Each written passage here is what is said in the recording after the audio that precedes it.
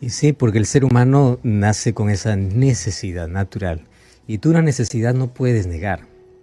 Vamos a las necesidades básicas. Tú puedes decir, yo no creo en la comida.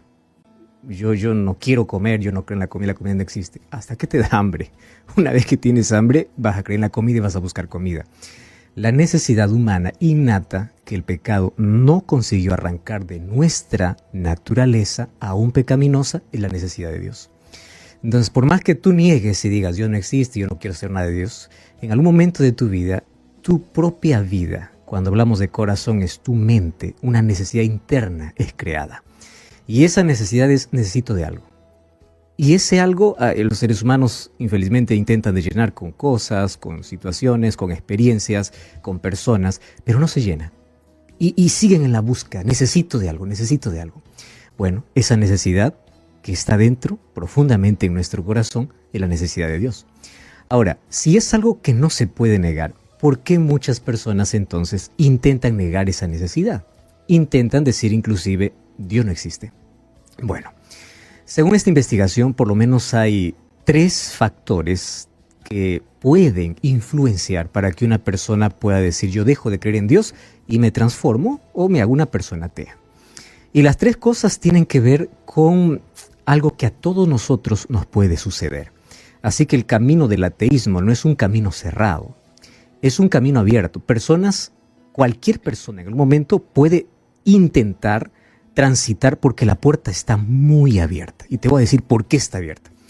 Porque el primer factor por el cual las personas buscan el ateísmo o niegan la existencia de Dios, lo primero se llama decepción. ¿Y por qué se llama decepción? Más del 60% de personas ateas pues nacieron en hogares cristianos. Y esto es lo terrible, ¿no? O sea, del 100%, 60% de aquellos que son ateos nacieron en hogares cristianos. Entonces, ¿cómo es que si crecieron leyendo la Biblia, yendo para la iglesia, escuchando historias bíblicas, en qué momento ellos abandonaron la fe? Una cosa es abandonar la fe, otra cosa es negar la existencia de Dios. No solo abandonaron la fe, niegan la existencia de Dios. Y claro, ¿por qué? Por decepción. ¿Y cuál es su decepción? Algún momento de su vida algo se quebró dentro de ellos y ese quiebre les llevó a negar la existencia de Dios. O sea, fueron a buscar a Dios para que Dios responda una oración, fueron a buscar a Dios para algo que realmente necesitaban urgentemente. Y como no encontraron respuesta de Dios, su fe se perdió y su fe se transformó en rechazo y en decepción. ¿Sabes que hay tantas personas heridas que niegan la existencia de Dios? No porque, bueno, dice, yo estoy atendiendo lo que dice la ciencia, quiero a Dios ver en el laboratorio. No, el problema más es interno. Tú consigues sanar las heridas y vuelve tu fe a crecer. Hace algún tiempo recibí un mensaje de una persona que me contaba la triste historia de tragedia que vivió por la muerte de su padre, luego fue violada apenas cuando tenía 9 años. Y ella decía lo siguiente en el mensaje: yo prefiero creer que Dios no existe a creer que Él existe y no hizo nada. Entonces, la mayor parte de personas que entran al ateísmo, a esta creencia, es por decepciones en la vida. ¿Dónde estaba Dios? ¿Por qué Dios no me escuchó? ¿Por qué Dios permitió? Entonces, las decepciones, que son las heridas no curadas, cuando uno intenta curarlas a su manera, sin refugiarse en la verdadera medicina, que es la palabra de Dios, para aumentar nuestra fe, entonces la fe primero se abandona y luego se rechaza completamente. La segunda tiene que ver con experiencias. Y bueno, es un poco diferente que la primera. La primera tiene que ver con decepción, más que es una experiencia más personal. Pero la segunda tiene que ver con una experiencia ya que tiene que ver con el entorno. Fíjate la cantidad de jóvenes que van en busca de un sueño para poder alcanzar una profesión, para poder crecer en la vida, pero cuando llegan a la universidad se encuentran con profesores ateos, con personas que les van a llenar la cabeza de filosofías y teorías, obviamente, ya contrarias a su fe. Y allí se formula el 80% de preguntas intelectuales que tienen que ver sobre la existencia de Dios. Vamos a hablar desde el estudio secundario hasta la universidad. ¿Quiénes hacen esa pregunta? Profesores, otros compañeros.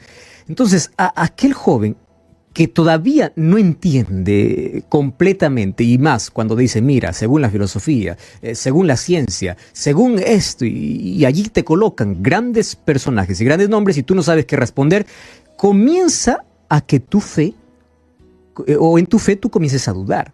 Y tú dices, ¿realmente es verdad lo que yo estoy creyendo? ¿O es un cuento de hadas? ¿O es fantasía? ¿O toda la vida yo crecí creyendo que existe y de verdad no es real?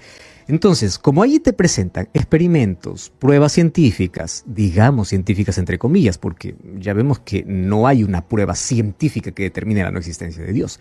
Pero entre esas mentiras de experimentos y probabilidades, obviamente hace que alguien que cree en Dios pueda tambalear. Y así uno empiece a cuestionar la fe. Yo aquí quiero ser enfático en un asunto interesante. La fe es racional. No pienses que la fe es un asunto ciego. Yo creo en Dios, no importa qué evidencia o no evidencia hay. No, claro que no. La fe tiene una base, tiene un sustento. La fe es racional, pero no es racionalista. Acá hay una diferencia enorme. Entonces, ¿una persona puede cuestionarse? Claro que puede. ¿Una persona puede preguntar? Claro que puede. Y es más, debe preguntar y cuestionar sus creencias.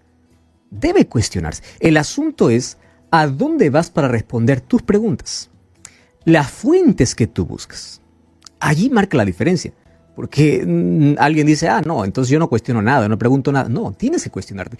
Porque una vez que te cuestionas, que te haces preguntas y vas a la fuente de la verdad, que es la palabra de Dios, tu fe crece y tú tienes razones específicas para poder mostrar tu fe sin miedo a cualquiera que venga a decirte, bueno, yo no creo en Dios por esto y por esto. Y tú le dices, yo creo en Dios por esto y por esto y por esto. Ambos tienen solidez. ¿Comprendes? Y la tercera, obviamente, tiene que ver con la idea incorrecta de Dios. Ojo aquí, el 75% de las personas que rechazan la existencia de Dios lo hacen porque tienen una idea distorsionada de Dios. ¿Cuál es la idea que las personas tienen de Dios? Dios existe y Dios tiene que solucionar todos mis problemas. Entonces ahí vienen las preguntas, digamos, existenciales. Si Dios existiera, ¿por qué la tragedia? ¿Por qué perdí al hijo? ¿Por qué no pude egresar? Si Dios existiera, ¿por qué está tan mal? Si Dios existiera, ¿por qué guerras? ¿Por qué el inocente sufre? Entonces uno empieza a cuestionar el porqué de todo lo que sucede. Cuando nosotros miramos el mundo sin tener la visión de un conflicto que existe en este mundo de dos fuerzas, entonces nuestras preguntas van a llevar a culpar a Dios. Y una de las cosas que Satanás siempre quiere es que el ser humano dude del carácter de Dios. Una vez que el ser humano tiene una imagen distorsionada del carácter de Dios, es presa facilísima para poder culpar a Dios de todo. Y finalmente, ¿y si Dios es culpable de todo, para qué existe? Mejor prefiero creer en que no existe. Bueno, todos algún momento podemos ser tentados a transitar por este camino. La puerta es muy grande, el camino es muy ancho y además hay muchas cosas interesantes que desde afuera uno por curiosidad quisiera entrar.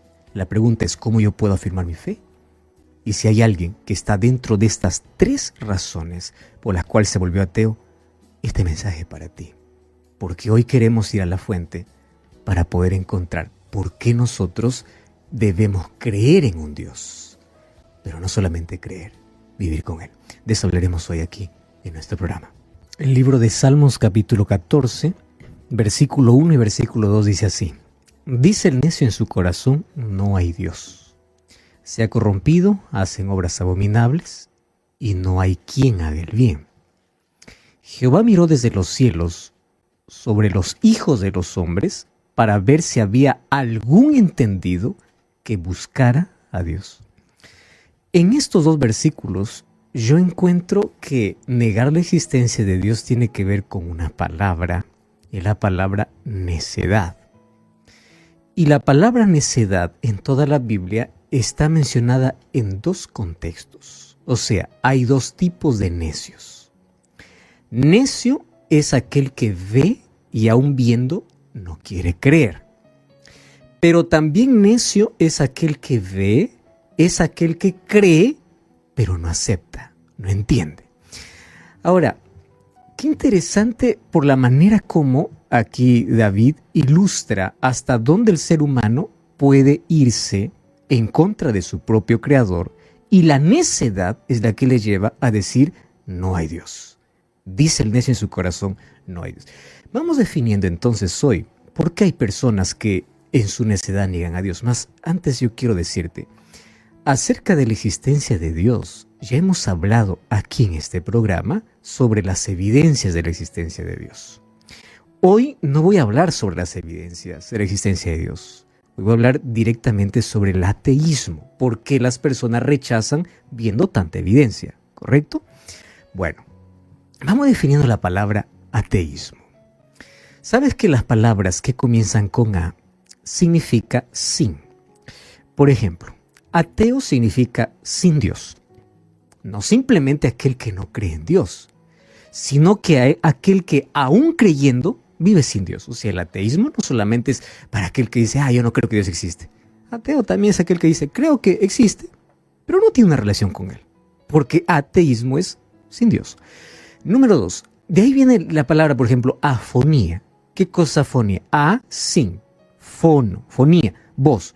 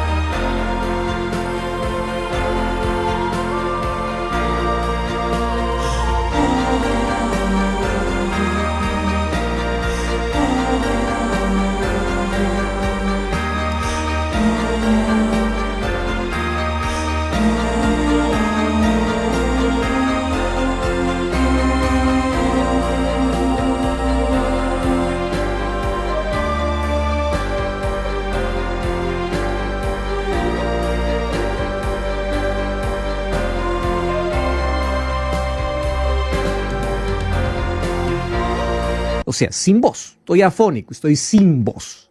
Y viene la palabra adicción, que es sin. Dicción es palabra. O sea, una persona adicta es la persona que no habla, no quiere expresar, no habla. Y está obviamente en algo que sabe que es incorrecto, adicción. Y la palabra amor, qué curioso porque la palabra amor también comienza con A. ¿Qué significa amor? ¿Sabes que la palabra A es sin? Y mor viene del término mortuorio o muerte. O sea, la palabra amor, digamos desde su raíz, significa sin muerte. Y para que sea sin muerte, por eso es que la palabra de Dios tiene su origen en la fuente de la vida. ¿Y quién es la fuente de la vida? Dios. O sea, solo en la etimología, para creer en el amor, tengo que creer en Dios. Fíjate lo que estoy diciendo. Porque amor es sin muerte y si hay algo eterno es Dios. No hay nada de otras cosas que el mundo pueda decir que es eterno, aparte de Dios. Esto me lleva a pensar en que la existencia de Dios es una evidencia hasta en lo que nosotros hablamos, en lo que nosotros decimos. Ahora, en la historia obviamente hay personas que se declaran ateos abiertamente y otros que se declaran creyentes. ¿Cuál es la diferencia entre ambos? Resulta que últimamente, a partir de los años de 1859 en adelante, cuando se inició una guerra, digamos, intelectual contra Dios, diciendo que Dios no existe, que el resultado de la evolución y todo eso, a partir de allí como que se le vio un poco irracional a aquellas personas que creían en Dios. Como que, eres creyente, eres ignorante. Entonces, el hecho de tener fe se vio como un asunto de ignorancia. Pero sabes que nosotros cuando vemos que los hombres más brillantes de la historia, aquellos que trajeron al mundo principios que hasta ahora fueron establecidos en matemática, en las diferentes leyes de la ciencia, fueron creyentes. Hablemos de Luis Pasteur, hablemos de Blaise Pascal, hablemos de Isaac Newton, hablemos de Albert Einstein. Todos ellos se declararon creyentes. No era diciendo, creo en Dios. Ellos escribieron sobre Dios. Blaise Pascal, él decía, la fe superior a la incredulidad. ¿Por qué? Porque en su entorno habían personas que no creen en Dios. Y él un día escribió lo siguiente: vamos a imaginar que Dios no existe. Y me encanta el argumento que él coloca. Vamos a imaginar que Dios no existe. Entonces, yo estoy al lado de alguien que piensa que Dios no existe, pero yo, como creo que existe, vivo correctamente, tengo principios elevados, vivo en paz, porque me aferro a la promesa de que Dios existe. En cambio, el otro, como cree que Dios no existe, para él no existe moral, no existe principios, porque claro, quien no cree que viene de Dios, ¿de dónde vino? Si vienes de la nada, vas a la nada. Si desciendes de un animal, tu comportamiento es justificado si te comportas como animal. Entonces, ¿para qué principios, para qué valores? Entiende la diferencia. O sea, quitar a Dios de la historia de la vida, quitarnos tantas cosas que hoy la gente no cuestiona. Ahora, fíjate una cosa. Blaise Pascal dice así: los dos morimos. Si el creyente muere creyendo que Dios existe y Dios existe, ganó la vida eterna. Pero si el ateo muere creyendo que Dios no existe, se perdió para siempre. Entonces, hasta por lógica, decía, la fe es superior. Es superior a la incredulidad. Y Isaac Newton escribió incluso sobre Daniel, Apocalipsis, sobre profecía. Albert Einstein escribió varias cosas sobre Dios. Entonces, si Dios no existe, tampoco tiene que existir moral. ¿Por qué razón? Porque si venimos de la nada, entonces vamos a la nada. Vamos al vacío. No hay propósito, no hay significado en la vida. ¿A dónde voy si yo vengo de la nada? Si yo no tengo un comienzo, pues ¿cuál es el final que me espera? ¿Me estás entendiendo? ¿Para qué valores? ¿Para qué principios? Si yo vengo del animal, me comporto como animal y nada justifica porque de allí vengo. Entonces, negar la existencia de Dios es tan extraña que una de las frases más fuertes que ya leí en la vida es que dice: la creencia de la no existencia de Dios es tan extraño que ni el diablo llegó allá. ¿Y por qué? Porque Santiago 2:19 dice que el diablo cree. Ahora, ¿qué cosa es el ateísmo entonces? Ateísmo es soberbia intelectual. Y a partir de ello vamos a definir algunas cosas interesantes. Soberbia intelectual, para creer en su propia idea y concluir que Dios no existe, habiendo tanta evidencia. ¿La evidencia de qué? Porque Dios, aunque no lo veamos cara a cara, dejó tantas huellas en ti mismo y un libro abierto que todos pueden ver que se llama naturaleza. Salmos capítulo 19, versículo 1 dice: los cielos cuentan la gloria de Dios, el firmamento anuncia la obra de sus manos.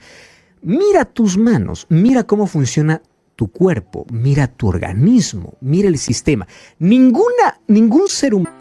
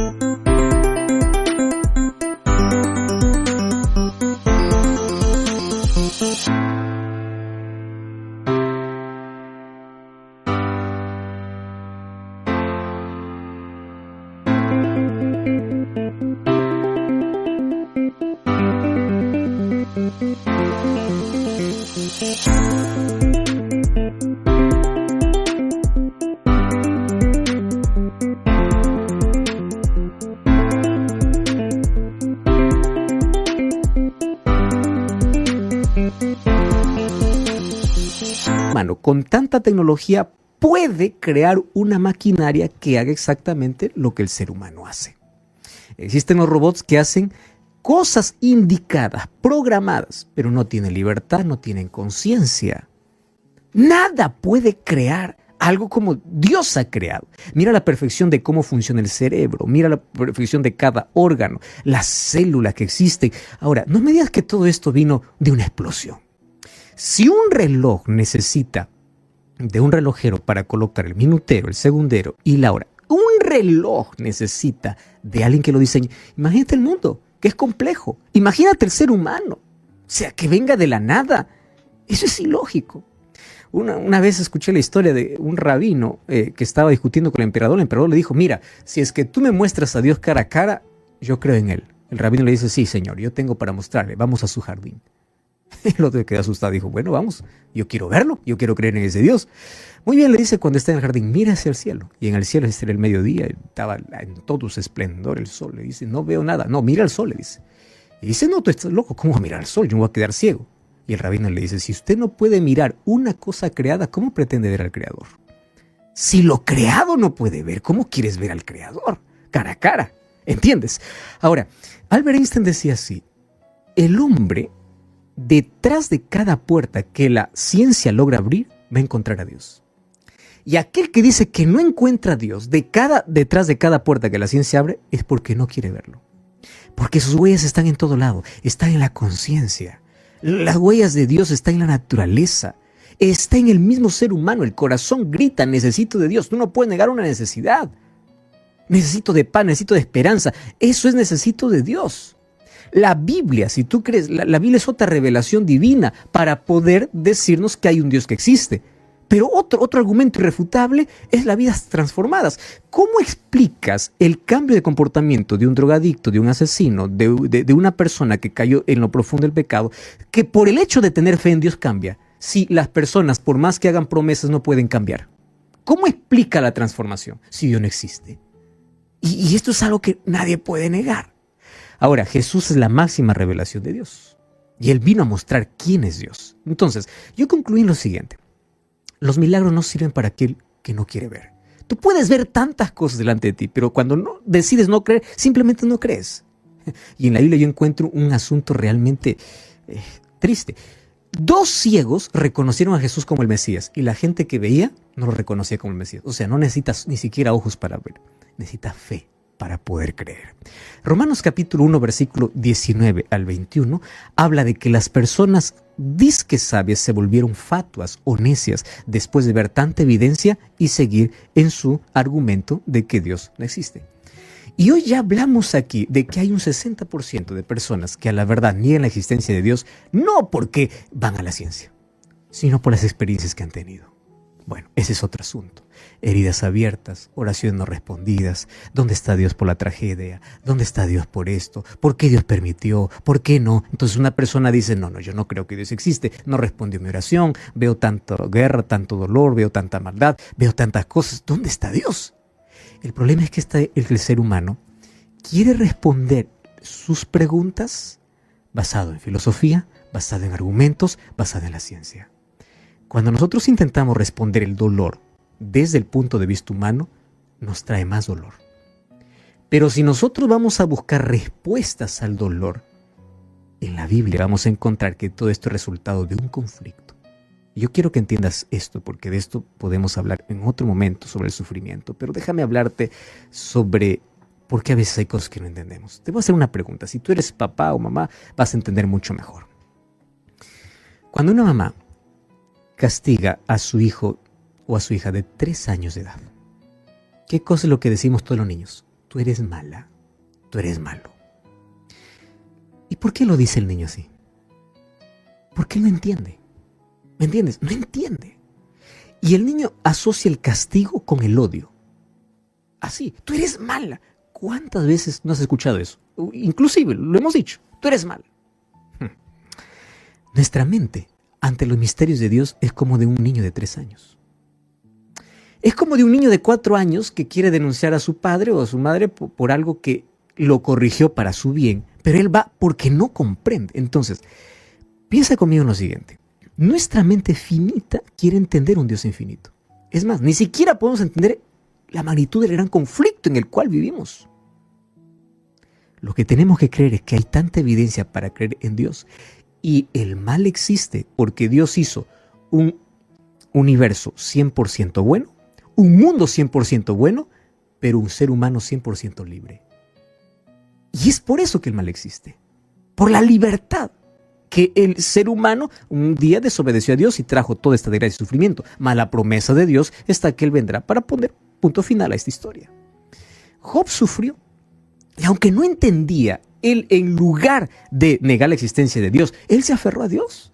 Él dice, aunque no te veo, yo creo en ti. Y yo aquí coloco otra ilustración simple. Tú sabes que una computadora cuando tiene virus no funciona. No funciona bien. Tú sabes que el cerebro fue infectado y todo el cuerpo por el virus del pecado. Y por eso es que no funcionamos, ni entendemos, ni comprendemos el porqué de todo. Y nosotros hemos llenado la vida de tanto virus. Y hemos llenado de virus sostenido en incredulidad.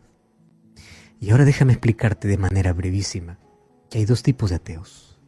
Ateo que afirma que Dios existe. Salmos 14:1 dice el necio, él afirma, no hay Dios. Ese es el primer tipo de ateo. Dice, no hay Dios. Y hay tantas personas que niegan la existencia de Dios abiertamente. No les fueron tan bien. Por ejemplo, Tancredo Neves, presidente de Brasil, durante la campaña presidencial, él dijo así, si yo consiguiera 500,000 de votos, ni Dios me quita la presidencia, porque él se declaraba ateo. ¿Y sabes qué? Consiguió el 500,000 de votos. Pero un día antes de ser hecho presidente, enfermó y murió. Y esta y otras historias. Ahora, fíjate otra cosa. Hay otro tipo de necio. Jehová miró desde el cielo sobre los hijos de los hombres para ver si había algún entendido que busque a Dios. El otro tipo de necio es aquel que cree en Dios, pero que no busca a Dios. Jesús contó una parábola de un hombre rico que dijo, ahora voy a hacer todo en mi vida, me voy a regocijar, voy a vivir como quiero. Y ahí en Lucas 12:16-21 dice, y no sabes que esta noche vas a morir. Ahora, ¿de quién será todo lo que has hecho el tesoro? La pregunta es, el segundo tipo de necio es aquel que vive tan afanado en los proyectos de la vida, en la vida misma, que se olvida de Dios. No solo es aquel que dice Dios no existe, también es aquel que no busca a Dios. Entonces la pregunta es, ¿qué tipo de necedad hay en nuestro corazón? Porque tú puedes decir, yo sí creo que Dios existe. Correcto. Pero ¿qué tal si aún creyendo no buscas a Dios y vives sin Dios? ¿Qué significa sin Dios? Ateo. Estás en la misma condición que aquel que afirma que Dios no existe. Y a ambos la Biblia los llama necios. Hay tantas evidencias para la existencia de Dios, pero lo más preocupante no es aquel que afirma que Dios no existe. Lo más preocupante es aquel que cree que Dios existe, pero no lo busca, porque vive en la misma situación que aquel que no cree. Por eso hoy yo quiero dejarte solo un texto bíblico de Eclesiastés 12:13, cuando dice el fin de todo el discurso y es este: teme a Dios y guarda sus mandamientos. Porque esto es el todo del hombre. El resumen de la vida es esto. Sabes que la vida es corta, muy corta, pero es suficiente como para poder amar, servir y decidir por la eternidad. Hay un Dios, y un Dios que te ama y quiere curar tus heridas y quiere responder a tus preguntas, aquellas que en tu mente siempre dan vuelta, incluso intentando quebrar tu fe. Aférrate a Cristo. Él nunca te abandonó. ¿Quieres orar conmigo? Gracias, Señor, por tu palabra. En ella encontramos respuestas para nuestras dudas. Mas a través de la fe, permítenos hoy experimentar tu amor y tu poder. Sana nuestras heridas. Restáuranos. Coloca paz y esperanza en nuestro corazón. Y que a pesar de las tragedias y dureza de la vida, siempre confiemos en ti. En el nombre de Jesús.